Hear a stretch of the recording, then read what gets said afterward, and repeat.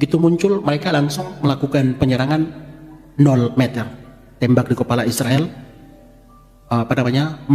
mengobrak-abrik pasukan militer Israel.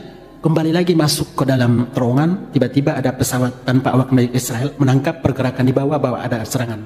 Mereka militer Israel memberikan kode kepada pesawat jet F-16.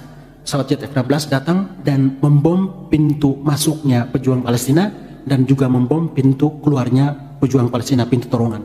Akhirnya lebih dari 15 hari 25 pejuang Palestina terperangkap 300 meter di bawah terowongan, di bawah tanah. 10 hari mereka kehabisan air, tidak ada makanan. Yang mereka bawa adalah Al-Quran. Al-Quran, mereka sudah tawakal bahwa sepertinya kita tidak ada ditemukan dan kita tawakal kepada Allah Subhanahu wa taala. Mereka bikin halaqah, mengaji, berdoa kepada Allah Subhanahu wa taala. Mereka mengatakan bahwa jika hari ini ternyata nasib kita gugur di dalam 300 meter di bawah tanah, ya sudah, nasib kita seperti ini. Akan tetapi tentunya kita sudah berusaha dan sudah melakukan yang terbaik buat Masjidil Aqsa, yang terbaik buat Islam dan terbaik untuk Palestina. Hari ke-13 mereka duduk dalam keadaan gelap, mereka punya senter. Tiba-tiba muncul air di seputaran mereka, muncul air yang bentuknya kayak becek. Dan mereka sempat kaget bahwa ternyata sebuah keajaiban Allah Subhanahu wa taala datang kepada mereka. Ini adalah bala tentara dari Allah Subhanahu wa taala. Air muncul bentuknya becek, akhirnya mereka buka topeng mereka dan air tersebut diperas, air tersebut diminum.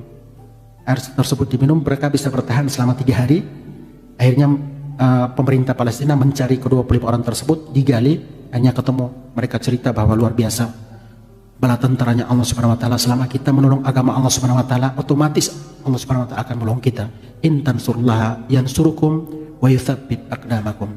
Jadi perlu saya sampaikan bahwa wilayah jalur Gaza saat ini bisa dikatakan dalam kondisi krisis listrik. Kisah sholatnya alhamdulillah ada listrik.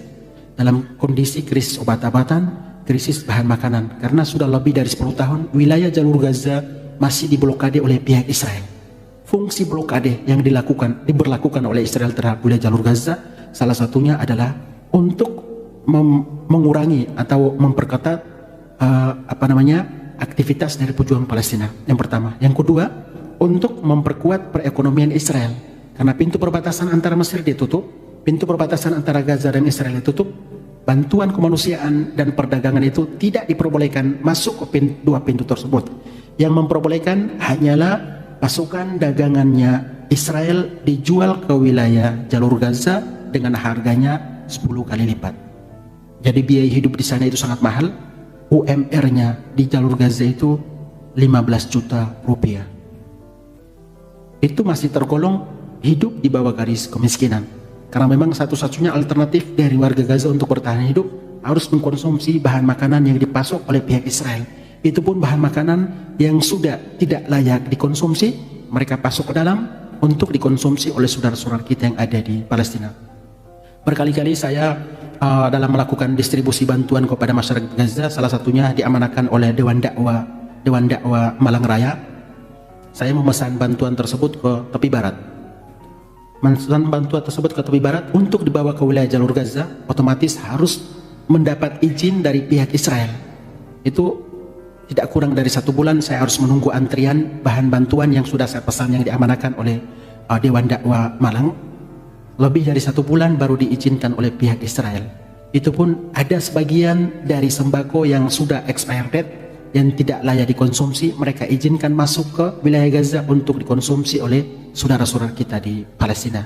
Itu salah satu cerminan, salah satu kondisi dari saudara-saudara kita seiman dan seakidah di jalur Gaza Palestina, yang sampai dengan saat ini mereka berada di saf depan untuk menghadapi pihak Zionis Israel.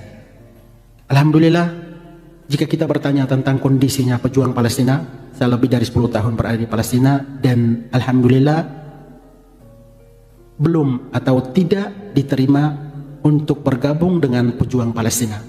Salah satu persyaratan yang sangat sederhana adalah harus memiliki hafalan Al-Quran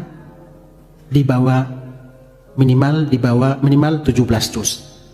Ini persyaratan yang sangat sederhana bagi pemuda Islam atau pemuda muslimin Palestina untuk bergabung dengan Mujahidin Izzuddin Al-Qassam. Jadi saya terpaksa banting setir menjadi jurnalis, saya banting setir menjadi aktivis Indonesia untuk Palestina. Insya Allah pahalanya sama dengan pejuang Palestina yang mereka berjaga-jaga di perbatasan antara Gaza dan Israel. Luar biasanya lagi umat Palestina, mereka sangat memahami bahwa untuk berhadapan dengan musuh terbesar Islam dunia, karena perlu kita ketahui bersama bahwa persoalan Palestina ini tidak akan selesai 50, 100 sampai 200 tahun kemudian. Karena muslim Palestina sangat yakin bahwa ini sunatullah. Palestina akan kondisinya seperti ini sampai dengan yaumil qiyamah, sampai dengan akhir zaman. Itu mereka sangat yakin seperti itu. Muslimah Palestina sangat memahami bahwa untuk mempertahankan tanah Palestina, mereka harus selalu memproduksi, mereka harus mendidik generasi-generasi baru, rutin berkomunikasi dengan Al-Quran. Kita di Indonesia dalam hidup keadaan damai, tentram, tidak ada peperangan, tetapi kita masih sering melupakan kitab suci Al-Quran. Pemuda Palestina dan anak-anak Palestina itu usia 8 sampai dengan 17 tahun, lemahnya, paling lemah mereka menghafal Al-Quran. Dalam satu hari hanya berhasil menghafal Al-Quran 2 halaman. Lah kita di Indonesia, kondisi aman, belum tentu 1 lembar pun tidak berhasil kita hafal. Salah satu keberkahan Allah Subhanahu wa taala, kenapa demikian? Mereka dengan kuat, dengan mudah menghafal Al-Quran. Pertama, mereka sangat memahami bahwa apa yang kita perjuangkan adalah jelas. Memperjuangkan Masjidil Aqsa dan tanah Palestina, kiblat pertama Islam dunia. Musuh mereka sangat jelas, Yahudi Israel. Kita di Indonesia, saya waktu di Makassar kemarin saat tampil dengan Ustadz Abdul Somad, saya mengatakan kepada beliau bahwa Ustadz Abdul Somad, kami di Palestina musuh kami sangat jelas. Antum, musuh antum tidak jelas. Di sana teriak Allahu Akbar, di sini teriak Allahu Akbar. Jadi musuh antum di sini tidak jelas, musuh dalam selimut, dan PR antum ternyata lebih berat dari PR kami di sana. PR-nya Ustadz Andre ini lebih berat karena beliau harus berhadapan dengan musuh yang musuh tersebut masih dalam satu agama dengan kita. Sedangkan kami di jalur Gaza Palestina, musuhnya itu sangat jelas. Musuhnya tidak jauh dari kami, musuhnya sangat jelas, Benyamin Netanyahu, dan kami perjuangkan itu sangat jelas, Masjidil Aqsa, Izzatul Islam, dan tanah Palestina. Jadi umat Palestina memang mereka sangat memahami bahwa untuk memperjuangkan tanah Palestina mereka harus mempersiapkan generasi-generasi Islami, generasi penghafal Al-Quran. Dalam setiap 1 tahun itu ada namanya program Mukhayyam Saifiyah, program liburan musim dingin selama 3 bulan. Mungkin jika kita di Indonesia selama 3 bulan tidak jelas bapaknya kemana, ibunya kemana, anaknya kemana. Tetapi kita di jalur Gaza itu jelas, anaknya fokus selama 3 bulan menghafal Al-Quran. Jika sebelum tiba musim liburan anak tersebut hafalnya baru 10 juz, maka selama 3 bulan liburan ini, anak ini ditargetkan harus menghabiskan hafalannya 30 juz. 1 hari dalam liburan tersebut minimal beliau berhasil menghafal Al-Quran 6 lembar Al-Quran yang dihafalkan. Jadi selama 3 bulan tersebut mayoritas dari para santri di Gaza Palestina, kebetulan saya pun diamanahkan sebagai ketua koordinator Darul Quran, Ustadz Yusuf Mansur, dan juga Baitul Quran Ustadz Agim.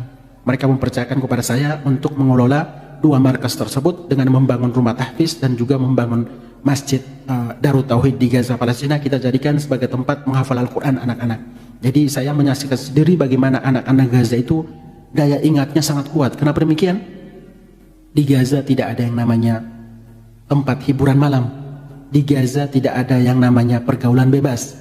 Di Gaza yang namanya pacaran itu tidak ada. Karena mereka sangat memahami. Luar biasanya lagi gerakan perlawanan Islam Hamas, mereka menguasai wilayah jalur Gaza, dan mereka yang memonitoring pergerakannya masyarakat Palestina.